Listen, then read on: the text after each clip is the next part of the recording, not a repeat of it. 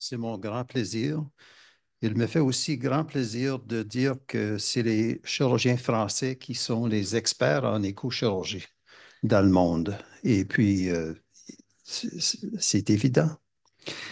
J'aimerais aussi, j'espère que Madame la Présidente et mes collègues et mes amis de l'Académie, j'espère que vous allez pardonner mon français. Je viens de finir 40 années en travaillant comme chirurgien plasticien dans un endroit où la médecine a été pratiquée presque exclusivement en anglais. Alors, je vais faire de mon mieux en français.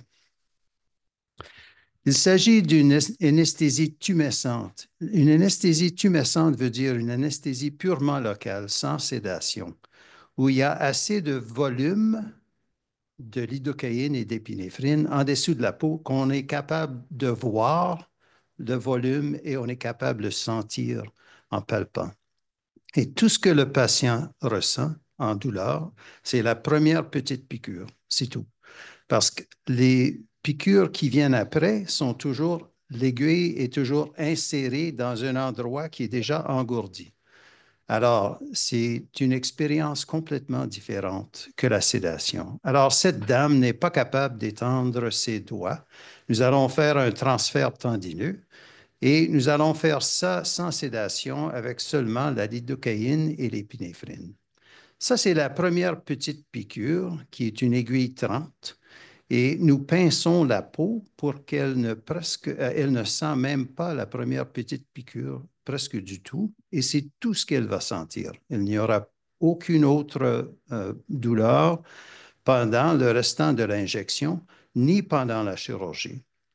Au début, nous allons lentement et la première injection se fait lentement, on parle aux patients et c'est un peu magique pour eux parce que à chaque fois que nous réinsérons l'aiguille, ils ne sentent rien. Et vous voyez le volume et la vague de tumescence en dessous de la peau. Et au fur et à mesure que nous avançons, nous avons dessiné au moins 2 centimètres au-delà où nous allons disséquer. Alors, la chirurgie aura aucune douleur du tout. La patiente va à la toilette pour être confortable. Il n'y a pas d'intraveineux, il n'y a rien de même. Nous travaillons sur autres patients pendant ce temps. Nous ne perdons pas de temps du tout. Ça, c'est la dame pendant la chirurgie qui nous aide à faire certain que nous avons la tension parfaite pour notre transfert tendineux. Vous voyez que ça ne saigne pas. L'épinéphrine nous donne un bon contrôle de saignement et tout cela s'appelle le WALANT, Wide Awake Local Anesthesia, no tourniquet, pas de garrot. Et ça se fait pour les membres, mais ça se fait aussi sur le corps. Et évidemment, il n'y a pas d'issue de tourniquet dans le corps. Mais ce que vous voyez, pardon, les vidéos ne jouent pas. Non, ça ne jouera pas. Ce que vous verrez, c'est que quand on fait le canal carpien, euh, nous ne sommes pas habillés comme dans la salle d'opération majeure. On est habillés normalement. C'est comme chez le dentiste. Et c'est comme ça que là, plus que 90% des canaux carpiens sont faits au Canada avec un drapage réduit dans une salle d'intervention mineure, pas dans la salle d'intervention majeure classique. Et nous avons fait la preuve que le taux d'infection est la même. Il n'y a pas plus d'infection dans une salle d'intervention mineure sans tout euh, l'habillage. Nous avons aussi fait la preuve au Canada, une autre série d'au-dessus de 1000 patients, que le taux d'infection est exactement le même dans la salle d'opération classique que dans la salle d'intervention mineure pour les broches de Kirschner, pour les fractures de main. Alors, et maintenant, il y a beaucoup de publications sur ce sujet et tout ceci fait la preuve que tous les ordures, tout le coût pour tous les ordures, pour toute la stérilité que nous faisons pour beaucoup d'opérations n'est pas nécessaire. C'est pas nécessaire. C'est complètement pas nécessaire. Alors, euh, ça s'appelle la stérilité fondée sur les preuves. Ce n'est pas une idée là, que toutes les opérations se font exactement la même. C'est l'étude des taux d'infection avec des différents niveaux de stérilité. C'est la nouvelle science. Si je faisais opérer sur mon genou avec une prothèse, moi, je veux la stérilité maximale parce que mon taux de mortalité est de 3 à 7. Si j'ai une infection, peut-être que je ne marcherai jamais normalement. Mais si j'ai un canal carpien qui a une infection, les problèmes sévères sont rares. Et les antibiotiques oraux, d'habitude, résout le problème. Alors, on n'a pas besoin de la même stérilité pour toutes les opérations. Ce que nous avons besoin, c'est d'une stérilité fondée sur des preuves. Alors ici, vous voyez, je fais un lambeau frontal pour un jeune homme qui s'est fait mordre le nez par son chien le soir avant. C'est un dimanche matin, c'est dans mon bureau avec une garde-malade. C'est là où je fais tous mes lambeaux de peau. Ça fait beaucoup d'années euh, dans le cabinet. Et lui est en train de me dire, je viens juste d'injecter l'anesthésie locale. Et il dit en anglais, Hey, docteur, vous avez raison, ça n'a pas fait mal du tout. Comment est-ce que vous avez fait ça? C'est formidable. Non, ça n'a pas fait mal, ça n'a pas fait mal. Mais vous voyez, je suis capable de faire tout ce que j'ai besoin de faire, comme dans les premières années, quand je faisais ça dans la salle d'opération principale. Mais à la gauche, et le voici à la fin de l'opération, je peux m'en aller chez nous? Bien oui, c'est fini. Vous voyez à la gauche, bon, ça, c'est la stérilité avec drapage réduit. C'est comme ça qu'on fait nos canaux carpiens, c'est comme ça qu'on fait tous les cancers de peau. D'ailleurs, ça, c'est le standard normal aux États-Unis. Ça s'appelle Mohs Surgery, c'est avec un drapage réduit. Ça ne se fait pas dans la salle d'opération majeure, les cancers de peau aux États-Unis. Ceci est un cas que j'ai fait au Rwanda. C'est un cas où il faut ouvrir tout le dorsum du bras, de l'avant-bras, d'un jeune homme dans lequel on va faire des greffes, des greffes de tendons extenseurs parce qu'il n'est pas capable d'étendre ses doigts. Et vous voyez la tumescence, la vague tumescence, il faut aller alentour des cicatrices. Ça ne traverse pas très bien les cicatrices. On attend toujours une demi-heure après les injections. Les patients vont à la toilette, qui sont très confortables. Et là, nous sommes capables de vérifier que tout fonctionne bien. Le lendemain, nous avons fait le jeune homme que vous voyez à la gauche. C'est une paralysie du nerf radial classique, pas capable d'étendre le poignet, les doigts, le pouce. Ça, c'est le matin. Et l'après-midi, pendant la chirurgie, vous voyez, après les transferts tendineux, nous sommes en train de tester, faire certain que le pouce, le poignet, les doigts sont bien ajustés parce que l'ajustement de la tension, c'était le plus gros problème quand on faisait ces opérations sous anesthésie générale. C'est beaucoup meilleur éveillé, tout le monde va vous dire ça. Comment injecter l'anesthésie locale, douleur minimale? Si vous capturez le code, ça vous amène à plusieurs vidéos. Comment faire ça? C'est bien de partager ça avec les étudiants médicaux. Nous, on enseigne ça à tous les étudiants médicaux. C'est comme être essentiellement un magicien. Les patients pensent qu'on est un peu magique parce que, hey, ça n'a pas fait mal. Comment est-ce que vous avez fait ça? Et c'est beaucoup plus plaisible pour les patients. Ça, c'est le docteur Amir Ahmad, qui est un orthopédiste à la Malaisie. C'est un pionnier dans la chirurgie de Wallante. C'est lui le premier orthopédiste qui a décrit beaucoup de fractures avec plaques et vis, avec le Wallante, sans sédation, sans tourniquet. Mais c'est certainement pas le dernier. Ici, vous voyez des chirurgiens orthopédistes au Taïwan, au Brésil, au Venezuela, au Maroc, en France, à New York et en Angleterre, mais presque tous les pays du monde maintenant ont des orthopédistes qui font leur plaquidis sous Wallante. Chez nous, à Saint John, au Canada, ça, moi et mes collègues plasticiens, on fait tous nos décompressions des nerfs, nos chirurgies de tendons, les maladies du Dupuytren, des cancers de peau. On fait beaucoup de cancers de peau. On fait les résections, les reconstructions et les greffes de peau. Ça se fait tous dans les salles d'intervention mineures, pas dans la salle d'opération majeure, pas d'anesthésie intraveineuse. Et on fait ça à tous les jours au Canada. Ça, c'est le docteur Megan Gruber des États-Unis qui est en train de finir une réduction mammaire chez une jeune dame complètement éveillée, aucune sédation. L'anesthésie tumescente que je vous ai montrée, la patiente est en train de regarder ses nouveaux seins beaucoup plus petits dans le miroir. Elle est très contente. Ça, c'est le docteur Javid Shah au Kenya, qui est chirurgien général. Ça, le patient a 81 ans. Il est en train de fermer la colostomie de l'anse sans sédation dans un homme de 81 ans qui n'était pas candidat idéal pour l'anesthésie générale. Ça, c'est le docteur Samir Pandya du Kenya qui fait une exérence de mastectomie et des ganglions lymphatiques pour le cancer de sein. Ça a été publié. Tout ce que je vous montre, c'est toutes des publications.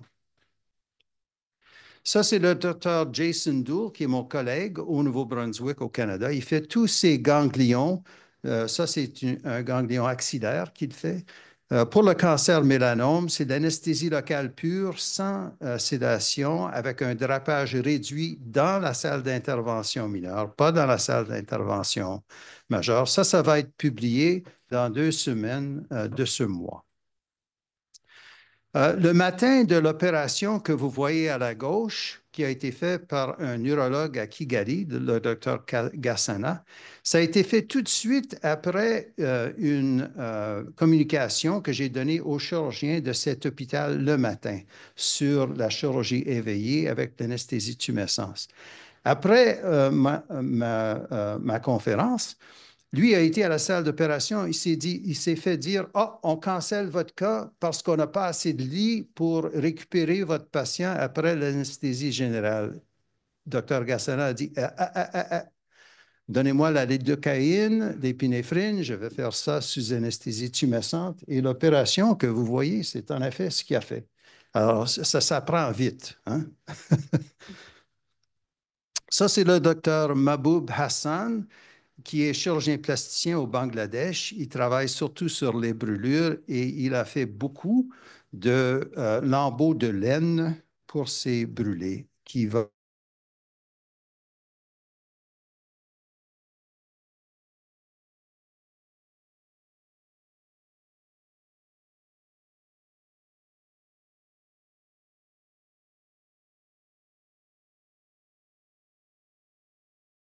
l'épaule et de l'avant-bras. Alors, les problèmes comme la thromboembolie, la rétention urinaire, l'hyperthermie maligne, la pneumopathie d'inhalation, ce pas des problèmes de chirurgie, c'est des problèmes d'anesthésie, de sédation. Alors, si on élimine la sédation, on élimine les problèmes les plus sévères de la chirurgie. Ce pas des problèmes de chirurgie. Et le patient a une expérience qui est beaucoup plus améliorée. Ils sortent de la salle d'opération, ils pensent qu'on est un peu magique. Ils sont très contents. Il y a beaucoup de patients en anglais qui me disent I'm putting that on my bucket list. C'était vraiment intéressant. Euh, Seulement éliminer la nausée ou le vomissement, ça c'est assez, mais c'est juste une petite partie. Il n'y a pas d'examen ou de consultation préopératoire. Les diabètes n'ont pas besoin de changer leurs médicaments. Il n'y a pas de perfusion intraveineuse, il n'y a pas de salle de réveil, ils se lèvent, ils s'en allent chez eux, comme chez le dentiste. Ils n'ont pas de besoin de se déshabiller. Et ils reçoivent les instructions claires du chirurgien pendant la chirurgie, ce qui simplifie les suites. Et ils s'en allent chez eux avec l'esprit clair. L'expérience des chirurgiens est aussi beaucoup plus paisible. Éliminer les anesthésistes et tout ça, c'est l'autonomie et l'efficacité, là, c'est formidable. Et éliminer tous les problèmes de la salle d'opération principale, ça aussi, c'est un grand plaisir. C'est tout ce que je peux vous dire. Et pendant l'opération, nous pouvons expliquer à nos patients comment éviter les complications, ce qui rend ma vie beaucoup moins compliquée sans beaucoup de complications que j'ai été capable d'éviter. Alors, tous les chirurgiens qui ont essayé le Wallant, ils disent toute la même chose. C'est plus agréable. Si vous recherchez le mot Wallant sur le site PubMed, comme je l'ai fait dimanche matin, il y a 378 publications depuis l'année 2013. Alors, c'est une explosion de publications de Wallant. Les deux premiers que j'ai eus, le premier vient de l'Inde, le deuxième vient de l'Argentine. C'est tout partout dans le monde que ça se fait. Alors, en conclusion, je vous encourage, mes collègues français, à considérer le Wallant dans la salle d'opération classique lorsque la stérilité totale est requise et le Wallant dans les salles d'intervention mineure, à l'hôpital ou au cabinet, dans la chirurgie où il a été démontré qu'il n'y a pas de différence dans le taux d'infection post-opératoire. Merci beaucoup pour votre attention. Ça a été une remarquable communication. Merci beaucoup. Et on se sent très proche des Canadiens en ce moment. Merci d'être venu. Merci pour votre accent. Je vous propose quand même, on vous pose quelques questions avant de commencer la communication suivante. Oui. Bonjour, Paul Pitaluga, chirurgien vasculaire à Paris. Merci pour votre présentation. Ça fait 20 ans que je fais de la chirurgie des varices par Wallante. J'ai fait des milliers de procédures. C'est absolument fabuleux. Je suis convaincu depuis longtemps qu'on peut faire plein de chirurgie avec ce type d'anesthésie, avec tous les avantages que vous avez décrits, que j'expérimente depuis 20 ans. Alors, j'ai deux questions. Moi, j'ai modifié un petit peu le mélange anesthésique en utilisant uniquement du bicarbonate comme soluté de dilution parce que ça améliore énormément, ça augmente l'efficacité de la lidocaïne.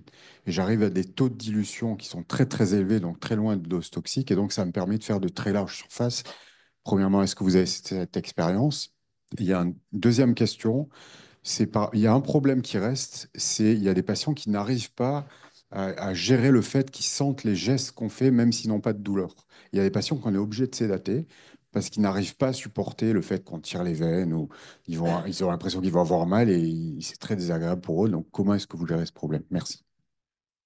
Merci pour les deux questions. Le bicarbonate, on a fait plusieurs euh, expériments et je suis complètement d'accord avec vous.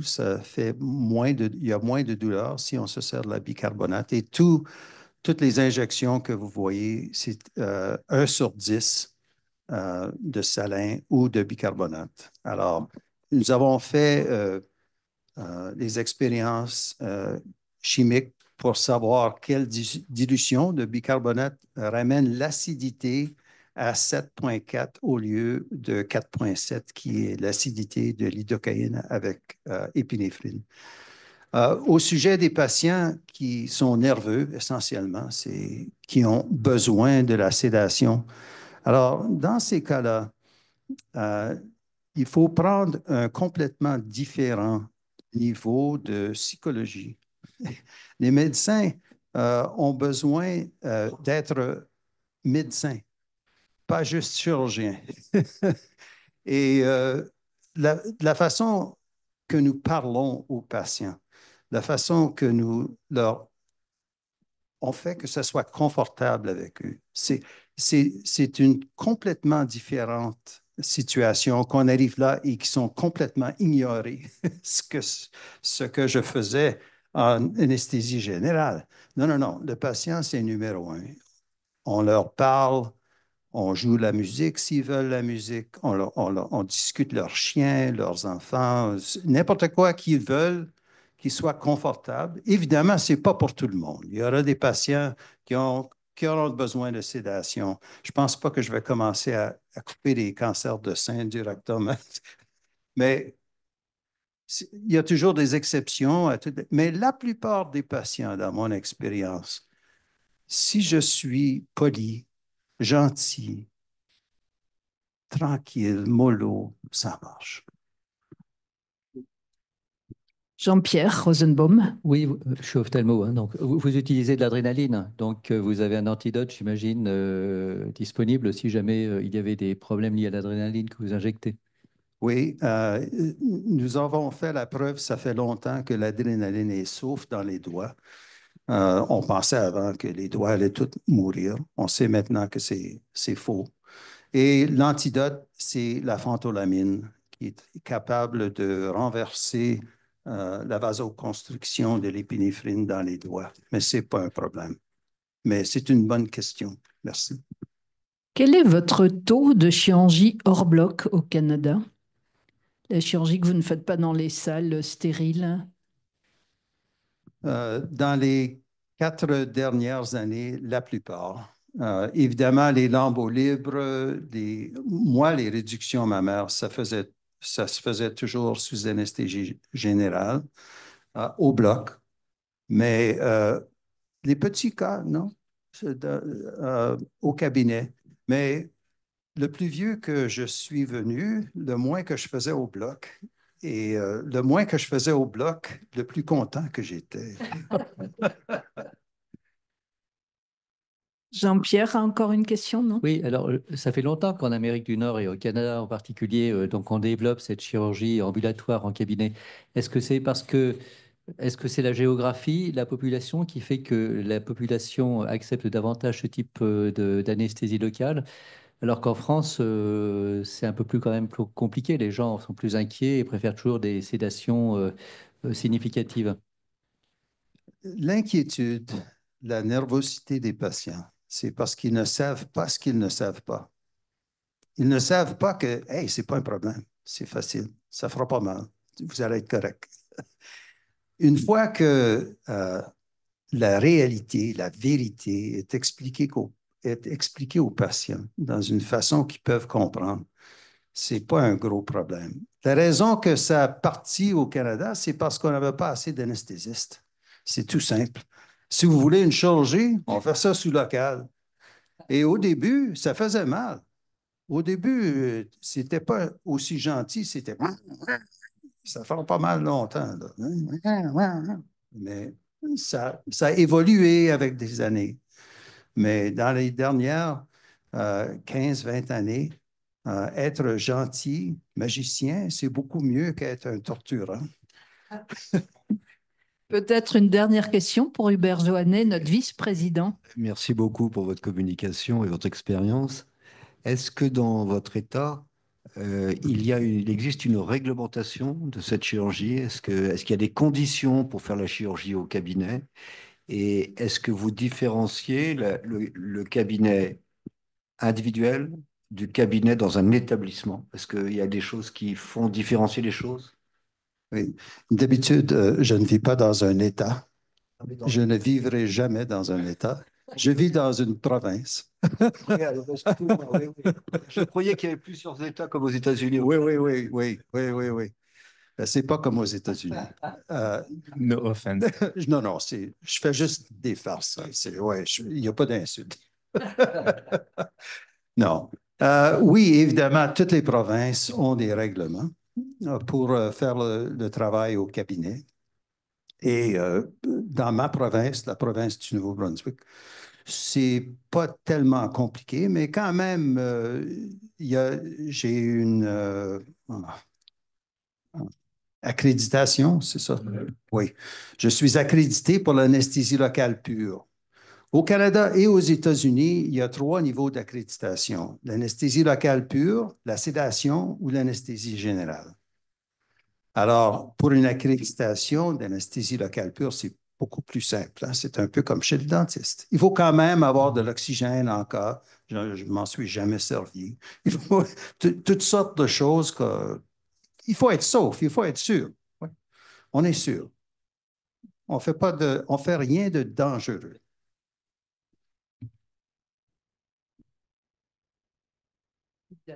Petite dernière.